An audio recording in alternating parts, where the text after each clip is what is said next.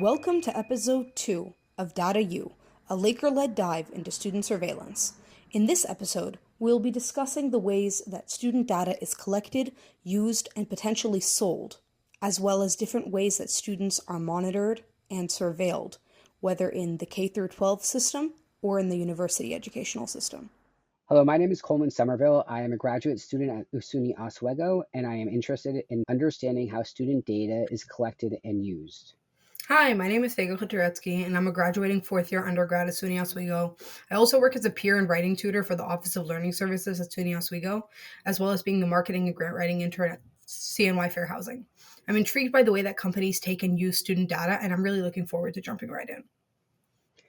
In this segment, we will learn about and examine the intersection of race, law, and emerging technologies, particularly in the implication of student data collection and surveillance in educational settings. The first interview will highlight the various technologies used to monitor students, the risk associated with data collection, and the impacts on marginalized communities. Through our interviews with Mr. Clarence Ucko and Dr. Lindsay Weinberg, we will learn about the forms of technology that impact students in K-12 settings and in higher education. Our first interview will be with Clarence Ucko, a senior attorney at the Georgetown Law Center on Privacy and Technology. The interview examines the increasing prevalence of surveillance technologies in school settings while raising awareness and advocacy on privacy rights. We will talk about federally funded programs, their role in surveillance, and also discuss our protections through FERPA. We will further examine student surveillance as there is a lack of evidence supporting its efficiency. To better understand these forms of surveillance and data, I would like to introduce Clarence Unko to the podcast. Hi, could you please introduce yourself for us? Of course. So my name is Clarence. I use he, him pronouns. I am a senior attorney at the Georgetown Law Center on Privacy and Technology, where my work focuses on the intersection between race, law, and emerging technologies. A lot of my work in particular focuses on the way in which new and emerging technologies implicate the civil and human rights of youth and young adults from historically marginalized communities. And can you tell us any type of projects you're working on? Yeah, so in addition to the work at the center, I am a co-founder of the Notice Coalition. So that's No Tech Criminalization in Education. We're a national network of researchers, advocates, activists, and others who are fighting to end youth surveillance in schools and beyond. We also work with young folks and other intergenerational spaces to really imagine what futures of digital liberation can look like. What that work looks like in a more grounded sense are a couple of things. So most recently, we just wrapped up our first fellowship, a national fellowship program called the No Data About Us Without Us Fellowship Program. We've been working with a group of advocates and activists in 3 cities across the US, including Chicago, Minneapolis, and Houston.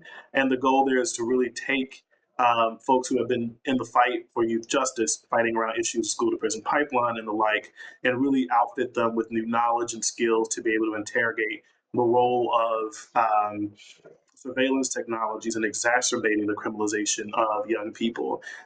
And they've been able to take that knowledge and crystallize it into a set of really cool projects that mostly integrate kind of research and activism as well as the arts to take their learnings and share it out with their communities. And we see this as part of a field building strategy that too often tech and digital justice policy discourse really happens at the top down, that you'll see national organizations, academic research institutions are the ones driving the conversation. And we want to democratize that conversation by really giving communities and young people in particular the skills to be able to directly intervene in these conversations. But also have a number of other projects working on as well, providing support to communities that are dealing with various technologies. We've been in conversation, for example, with folks in North Carolina as they were fighting back against a AI school safety pilot program that would have invested controversial surveillance technologies in school districts there. Also have been doing work looking at the landscape of surveillance technologies at the both national level as well as in some regional and state contexts as well. And then kind of other just variety of legal and policy campaigns that we've been leading over the years, pushing federal lawmakers to divest from surveillance technologies that are being used in classrooms around the country, and really being able to empower education policymakers to more thoughtfully interrogate and scrutinize these technologies that they're introducing into the classroom. Also, that's just wild. I didn't know about majority of those things that were going on. I was like, Yeah. oh, they can watch them through cameras. Or like, monitor their information. But like this is a whole different level, and I Oh had yeah. no idea this was going on. And it's also like you won't find this when you read like even when you look up like academic papers about different kinds of student monitoring, you won't find things about this. Yeah. It's unfortunate because I think, just super quick, a lot has changed, especially since the COVID-19 pandemic. That there's unprecedented levels of funding that was made available both at the federal level, but also state and local. That was ostensibly supposed to be used to support kind of modernizing schools to prevent the types of harm that we saw with COVID from happening again. Updating HVAC systems, that thing. But unfortunately, a lot of school surveillance companies saw it as an opportunity to make killer profits. And today we have a school surveillance industry that's about $3.3 billion. These are private companies that literally sell all types of devices, from automated or AI vape detection systems to the classic student device monitors to aerial surveillance systems. At one point, there was a surveillance company that wanted to sell drones that would be equipped with tasers, that would be installed in classrooms to respond to threats of school shootings. Exactly. It is. It's like science fiction, but unfortunately, schools have become this testing ground to run these experiments with new modes of carceral and punitive AI. And other types of harmful technologies. And the tools that are refined and developed using kids often don't stay in schools. They show up in a variety of other contexts as well. So this really is kind of like a beta testing ground for many of the kind of authoritarian technologies that we see showing up in law enforcement, immigration enforcement, so on and so forth. Well, that's like mind blowing. I didn't even wasn't even aware of that one, especially about the drones. Like, I wonder how many people or parents, when their children go to school, like that's how their background is being taken. I wonder if like do they are they even aware of that? I'll give you a funny story. We were talking to some advocates a couple of months ago, and we were asking them about a whole different set of technologies that we thought were being used in their school district, and they said to us, "I actually give you another example after this one," but the parents said to us, "Oh, is that kind of like the that facial recognition thing that I have to use to drop my kid off? Like I have to scan in my my driver's license and I have to like hold it up and they take a picture to verify who I am." And I was like, oh, that's a whole different set of problems. Or, last year we were talking to a different set of parents about vape detection technologies being used in their schools. And they were like, oh, yeah, this stuff is getting really creepy. Like, I was texting my daughter one day and she was telling me, like, how the new school that she's at is kind of homophobic. And before I could even finish texting my daughter, the principal texted both of us and was like, "This conversation is concerning. We would like to talk to both of you about what you're discussing." So, I mean, it really is. And there's been like some studies done to kind of assess like how broad these technologies are. Like, are these just one-off examples, or is this actually very popular? So, the Center for Democracy and Technology has done this survey for a couple of years, and they found that it's like 88% of school or 88% of teachers report that their school uses at least one form of like surveillance technology. The most popular is student device monitoring, but they found that around about a third of schools use facial recognition, about a third are using predictive policing. They found that a third are doing data sharing or have data sharing practices with law enforcement, whereby sensitive student records are being disclosed to law enforcement. And unfortunately, they found that Title One schools, so schools that receive federal funding because they have large populations of low income students. So teachers in those schools, as well as teachers who are special education teachers, report the highest use of these surveillance technologies in their classroom. So it's a popular paradigm that has really taken over how we think about school safety. And it's a ubiquitous practice that's unfortunately only growing in recent years. Yeah, I was not aware of that one at all. Especially, I've heard, I think, I believe things about facial surveillance and recognition and how that can be a little bit dangerous when using that type of form of technology. But thank you so much for that story. That was actually very informing. Yeah, I really appreciate hearing that. It's definitely different when you hear it directly from student stories. I guess the next question is, and this might seem like it's an obvious question, but I guess we just want more information about this. Uh, are there any risks caused by student data collection, and what are they? Yeah, I can give a concrete example of this. So, what really brought me into this work was a campaign I did a few years ago with the Pasco Coalition. So, it's People Against the Surveillance of Children Over Policing. It was a coalition of national, state, and local organizations, also included like teachers, parents. Other folks within that community that were coming together to end a predictive policing program that was being operated in the school district down there. Um, Pasco County, Florida, is just right outside of Tampa Bay, and the police department down there basically worked with the school district to operate this really controversial predictive policing program. So the way that it worked was the school district would provide access to confidential student records. So think about students' grades, attendance histories, all of that information. The sheriff's office would take that data and they would integrate it into their risk assessment model. So in this case, they were taking all of that data from the school district. They were taking their own data within the criminal legal system, and then they were also tapping into other systems like the Department of Child and Family Services, as well as mental and behavioral health system data. They were taking all that data together to basically evaluate which students they believe were quote unquote destined for a life of crime.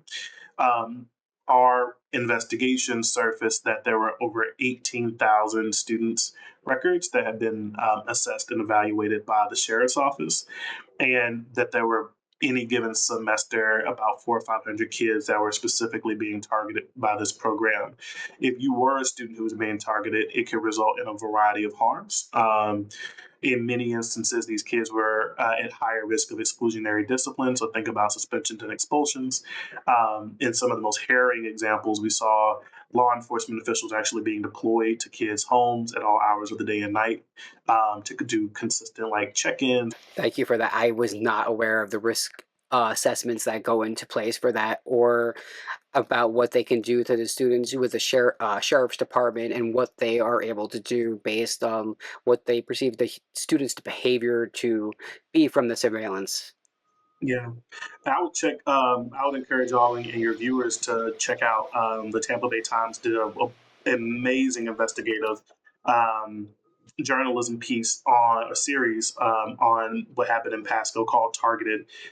They really broke the news about what was happening down there and just continued to follow it really well, and included some actual body worn camera footage from officers when they were going to these kids' families' homes, and you can just really get a harrowing sense of what those interactions look like. It was really disturbing. But I should say, on a positive note, that due to a lot of collective advocacy, litigation, so on and so forth, there have ceased the program, at least as it current as it previously existed.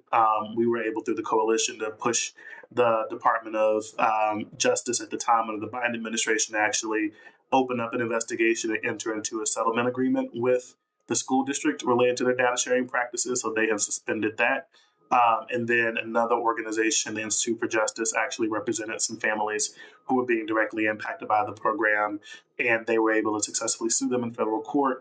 And they won a settlement where the sheriff's office basically said that they were going to cease these activities. So communities do have the ability to fight back against these practices. But yeah, it is just a really powerful example of how this stuff can really go wrong. Now, I have a follow-up question. I know just you've mentioned it a little bit. Do you believe certain groups of students are greatly more impacted by data collection and their Yeah. practices? And in a lot of the work that we have done, we've seen how these technologies have a disparate impact on students of color, students with disabilities, students from religious minorities, students who are queer and trans, so on and so forth. And it's not just in the school to prison pipeline and in punishment context. We've also seen it, for example, in the new push from states and now the federal government to censor certain content being used in schools. So they're able to use technologies like student device monitoring and content filtering to be able to identify and purge a variety of websites and books and digital content that students rely upon. There was a really powerful set of student activists down in Texas through an organization called SEAT that have been challenging many of these types of surveillance and censorship programs being meted out through public schools in Texas. And there are other campaigns around the country challenging those practices as well. So, all that to say is yes, there is a disparate impact. Yes, there's intentional discrimination as well. One thing I always try to mention about the Pasco story was that Pasco County is one of several hundred school districts around the country that is still subject to an active desegregation order from the 1950s and 60s. That means that since Brown versus the Board of Education, they have not done what is required by a federal court to be able to essentially integrate their schools. And in so many instances, when these technologies are adopted, they're adopted and implemented into schooling contexts that are already riddled with, rife with histories of systemic racial discrimination. Thank you. A lot of that was things that like I had thought, but hearing about it from very specifically is super enlightening. Hearing about the ways in which it's like exacerbating that school to prison pipeline, especially for certain groups of students. And our next question that we have is something that you touched on a little bit earlier. Um, it's the question is student data collection driven by private companies outside of the public sector? And if so, what are some corporations that are benefiting from the collection of student data, and how are they benefiting? In what ways? Obviously, schools have had cameras for a very long time. I think today 90 something percent of schools have safety cameras, but I think few folks recognize that law enforcement increasingly are gaining access to those cameras so they can have real time monitoring capabilities. Oftentimes that gets coordinated through what's called a real time crime center or a fusion center. So those are places where law enforcement agencies at the regional or national level will coordinate. So there's a good chance, for example, that your school district that allows for local law enforcement to have access to those feeds may be inadvertently or intentionally allowing for federal law enforcement to also have access to those cameras as well.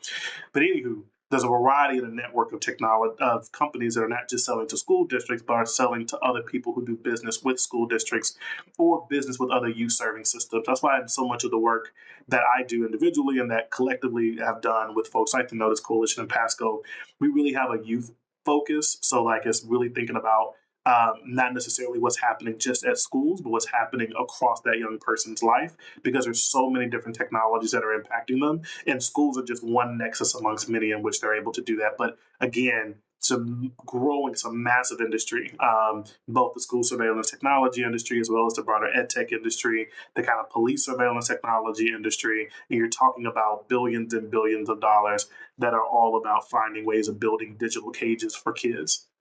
That's unreal. It's so disheartening, but it's really great that you're doing research in order to identify it, be able to name it. Do you think that further awareness about the ways that students' data is collected can help with protecting students' privacy moving forward? Just raising awareness about it? I think awareness is the most important step, because if you don't know that this is happening, like a lot of times it really does sound like I'm like describing a sci-fi novel, right? It's like, wait, what? There's drones and they're sharing the data between the agency. Like this can't be real, right? And so I think like public awareness. I've been really encouraged by the number of journalists, for example, who have been taking up this really important fight of just like asking the tough questions, doing really great reporting, in-depth investigative reporting to really understand like what technologies are out there, how they're being used, what their impacts are on students. And so I'm really grateful for the work of folks like Dr. Ruben Benjamin and Dr. Sophia Noble and Dr. Simone Brown and others who have just done remarkable work in really helping to expose how the proliferation of surveillance technologies has kind of turned towards mass surveillance in and of itself is kind of a racial project. It's a way of really reimagining and redesigning social inequality and racial inequality for the digital era, helping us to develop new language, new analytical lenses, new frameworks to be able to interpret this. So then we can start thinking about not only how do we resist, but what kind of future we want to build together. So I think that awareness piece is absolutely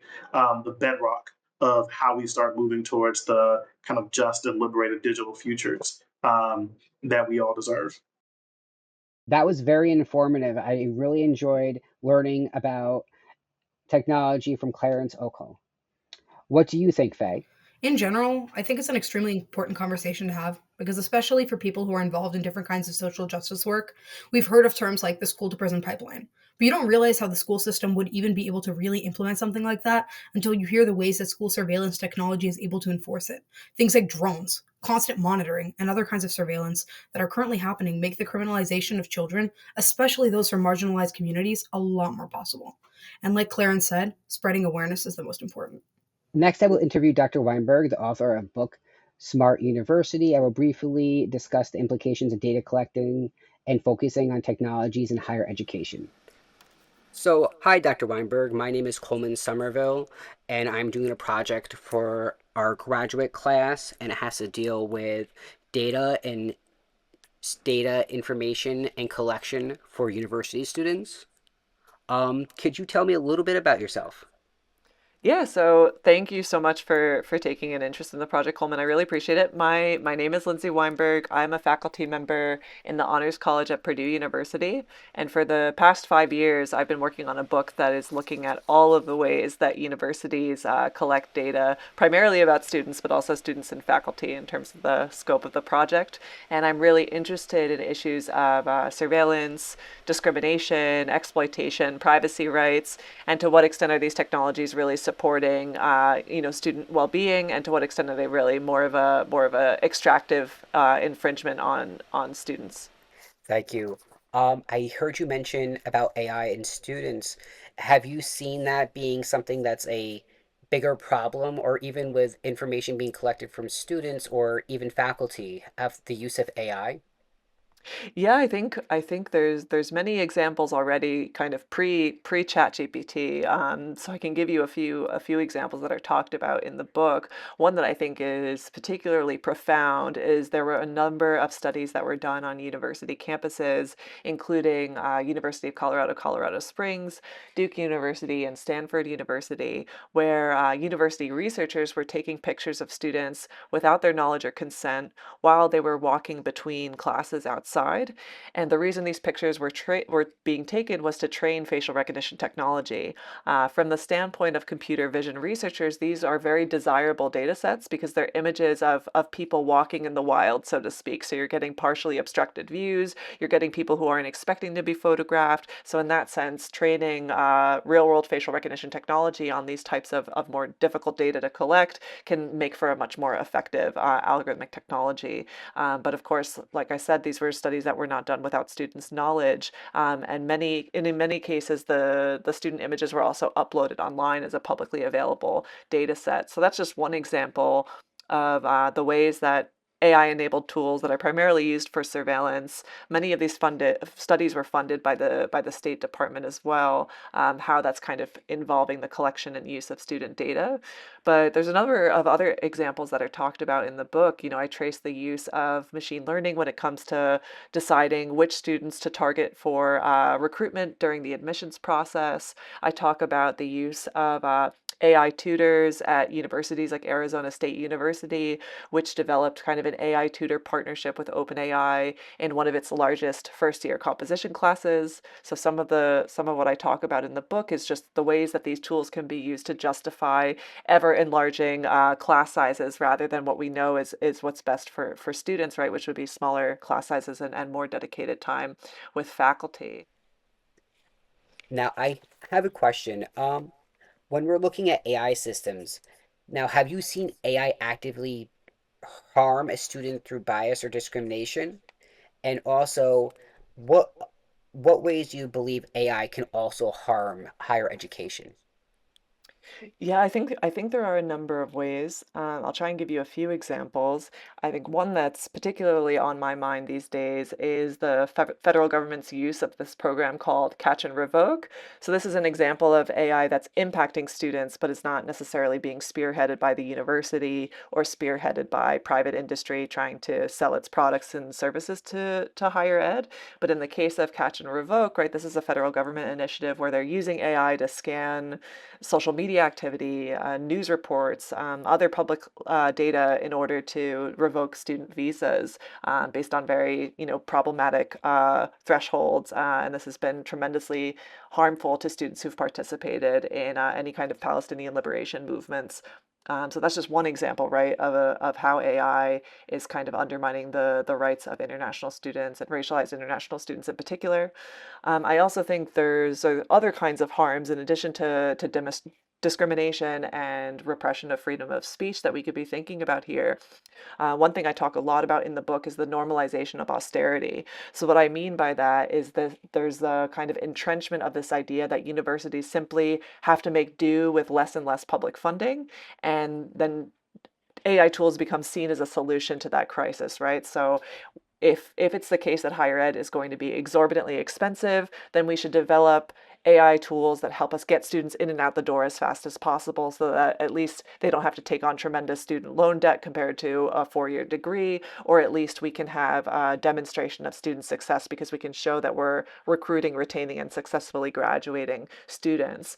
And I think this idea of getting students in and out as fast as possible is incredibly problematic, in part because it displaces the issue of actually getting reinvigorated public funding for higher education, but it also means that students who might need more time to degree, who might want to take courses outside of their primary major, they're really kind of streamlined towards different kinds of decisions instead. Thank you. And thank you for letting us know about the programs and the technology that can be used to harm students and potentially lead to very terrible situations. I do have a quick question also by technology. So, are there some applications or software that can be used to collect data? And so, like, this could be like Zoom or LMSN. Have you seen that one before? Yeah, I think there's a number of different platforms, right? So we can think about the ways that learning management software is tracking how often a student logs in, whether they download material, their location at the time that they do log in. So I think that's one example. I do think it's premised on a pretty significant power asymmetry between faculty and students as well, right? Faculty have a tremendous window into what time students are logging in, whether and to what extent they're seemingly reading a material, and so forth. But now there's increasingly third-party tools that are being marketed to universities that will use the LMS to provide data on instructors as well. So it could be metrics on instructor engagement and performance. It could be things like how frequently that instructor is logging in again, timeliness of grading or grade distribution. And I bring all of this up because I do think it's really important for students and faculty to imagine solidarity and ways to think across our categories in the academy in order to try and think about what a better version of higher education could be. I also think there's interesting ways that these platforms shape higher education governance, not only on this question of data collection, but also in terms of how they shape students' abilities to access certain information. So just to give you an example of this, in 2020, Zoom essentially prevented faculty and students at NYU from holding a guest lecture with a Palestinian activist, and they argued that it essentially would violate their license to support this particular lecture. Another example I can think of is also in 2020, there was a wildcat worker strike at UCSC, and what the administration did was try and use Zoom as a strike-breaking technology. So they were encouraging faculty to teach courses virtually if necessary to essentially circumvent the strike. So I think there's all kinds of interesting ways that these technologies shape rights, resources, opportunities, workplace issues that have to do with the collection of data, but that also have to do with some of these adjacent issues as well. Thank you. Thank you for learning the importance of AI and the development that is important to our class and what we've been learning. I want to thank you so much, Dr. Weinberg. Wow, that is something to learn about the impact of technology, especially AI, and the impacts of technology within academic settings. I knew AI could impact the student's body, but learning about the surveillance that can happen is crucial to all students, especially if there is little transparency. Hearing from Dr. Weinberg really enforced some of my thoughts on AI specifically. It really reminded me actually of an article that our professor, Dr. Ulysses Mejias, published in Truth Out called AI Isn't Going to Cut Government Bureaucracy, is going to vastly worsen it. It's also related to the catch and revoke program that Dr. Weinberg was talking about. It's a huge blow to students' free speech rights when they are at risk of being deported or other kinds of consequences for making any kind of political statement, even one from the past that can be unearthed by an AI system. Instead of engaging in thoughtful, critical conversations about the role of student activism in our universities, the federal government is outsourcing the decision making to AI systems that can just revoke student visas at will. To me, that's horrifying. Faye, that is really horrifying, and very important to be aware of. Faye, I want to also ask you a few questions. I know you have some expertise and experience with different forms of technology. What would you mind if I asked you a few questions quickly about your experience with Grammarly software programs? Sure. I mean, I don't have so much experience on the tech side, but I do work with students every day at the tutoring center, and a lot of them do utilize Grammarly and other similar tools. Okay. Um, Let me just ask you a couple questions. How transparent do you think Grammarly is when collecting student data? Do you believe the program actively learns from information gathered by the students? And also, is there anything you would like to say about Grammarly? So, like I said, I work as a tutor for the Office of Learning Services at SUNY Oswego. In short, that's the tutoring center. I mostly work within the writing center, but I also tutor other subjects. So, in my work as a writing tutor specifically, I often see students that will try to utilize different tools, not even necessarily realizing that they're AI, because when students think of AI, they think of things like ChatGPT or like Google Gemini, the little blurb that pops up when you Google things. That's what people automatically think of when they think of AI. And people were using Grammarly since before it had an AI component. So I think that people don't automatically think of AI when they think of Grammarly. But Grammarly has incorporated a lot of AI software into different AI aspects into their software. And that's been it's very interesting the way that students use it, because some students when they come to me, they don't even open up a document. They don't open like a Microsoft document or a Google document. They're just coming in writing directly in Grammarly, which I think is what Grammarly wants. And of course, Grammarly has um, their AI systems are learning off of all of the information that students are putting in there, whether you're copying it in for Grammar to look at, or whether you're using it as, whether it's embedded within your documents directly. Like, it's definitely teaching its algorithms off of your work, which I think is something that students should be aware of. And it's also very interesting to me how when I work with students, sometimes, they're sitting next to me, like a real person, a human, that I'm tutoring them, and I have certain expertise in citations, in checking for grammar, checking for spelling, brainstorming new ideas, working on the structure of papers, and you're sitting next to a person, but you're just clicking on the screen because Grammarly will give certain suggestions, some of them that are not even accurate very often. Sometimes it's not the best suggestion and it's changing your writing. I've even seen once or actually a few times, where Grammarly will um, have a suggestion that it wants the student to change.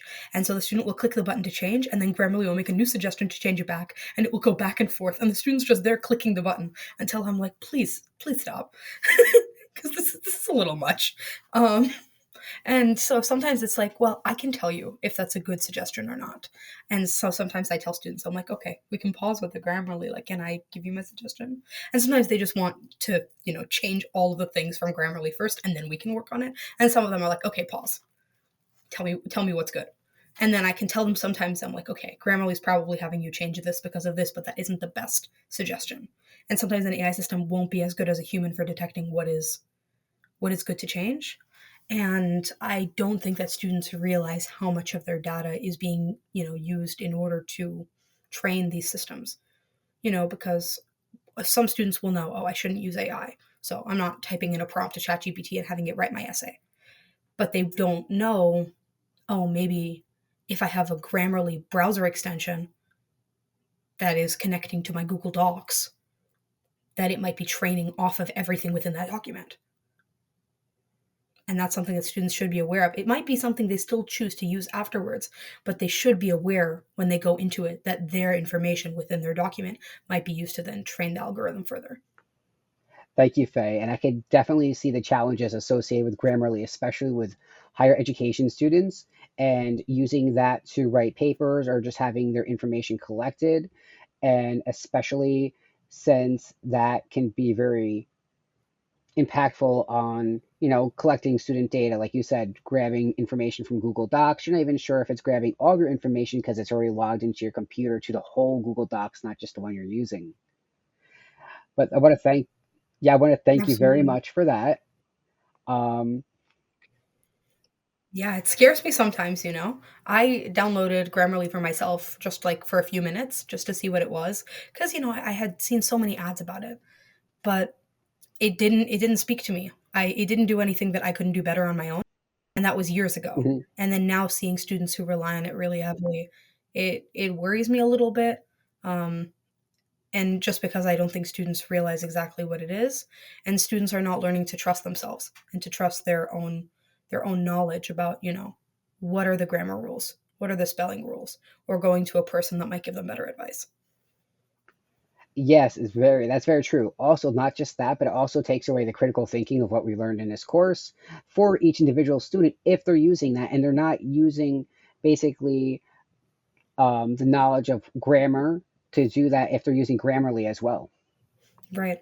And for me, I'm like, listen, if you want, like, we have spell check built into our documents, like that. I think it's a great thing that can work, but often it's not as effective as people think it is.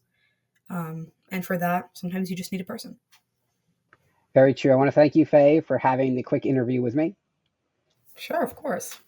So right now, I want to thank all of our listeners for listening to the how student data collection can impact the student body and how these technologies can directly impact their own lives.